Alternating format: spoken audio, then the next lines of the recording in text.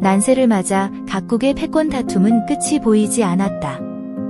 혼란한 정세 속에서도 백성들은 고단한 삶을 이어갔고 상인들은 각 나라를 돌며 장사를 하여 부를 축적했다. 돈이 돈을 벌어들이고 재력과 권력이 서로를 끌어당기는 것은 지금과 다르지 않았다. 여부리는 여러 나라를 오가며 교역을 하여 부를 쌓았다.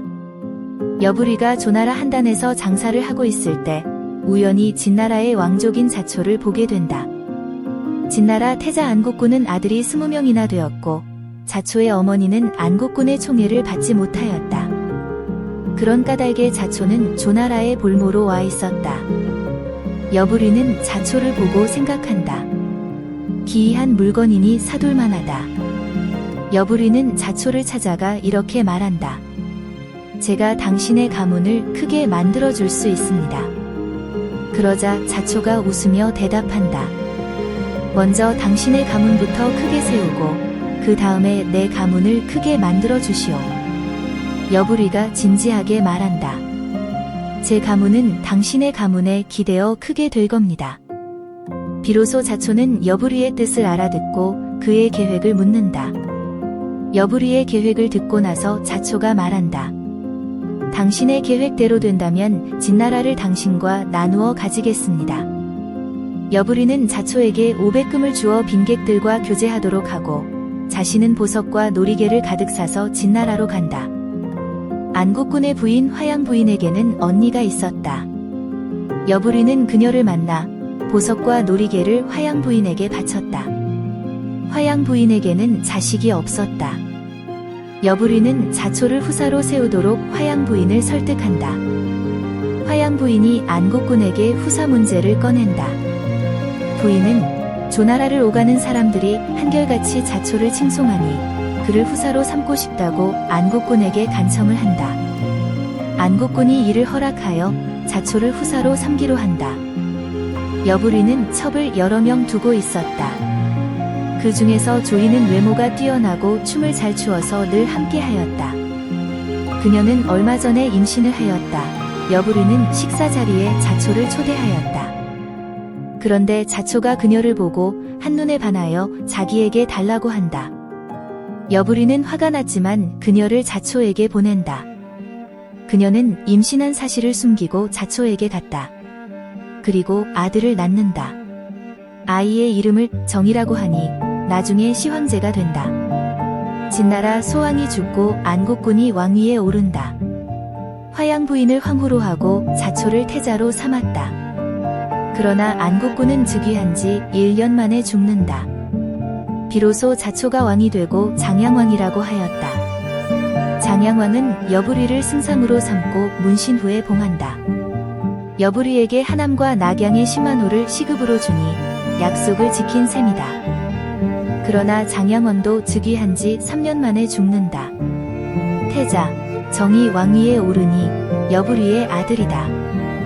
진왕은 여부리를 상국으로 삼고 중부라고 불렀다. 중부란 왕의 아버지의 버금가는 지위라는 뜻이다. 진왕은 아직 나이가 어려 황후와 여부리가 섭정을 하였다.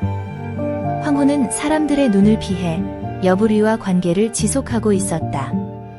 당시의 위나라에는 신릉군, 초나라에는 춘신군, 조나라에는 평원군, 제나라에는 맹상군이 선비를 존중하여 빈객 모시는 일을 서로 경쟁하듯 하였다. 여부리는 진나라가 강국임에도 그들처럼 하지 못한 것을 후회하였다. 그가 선비들을 불러 모으고 정성껏 대하니 그 수가 3,000명에 이르렀다. 여부리는 자신의 빈객들에게 각자 보고 들은 것을 쓰도록 하여 책을 만들었다. 여부리는 이 책의 이름을 여시춘추라고 하였다. 그는 함양의 성문 앞에 책을 진열해 놓고 말한다. 이 책에서 한 글자라도 더하거나 뺄 수 있는 자에게 1,000금을 주겠다.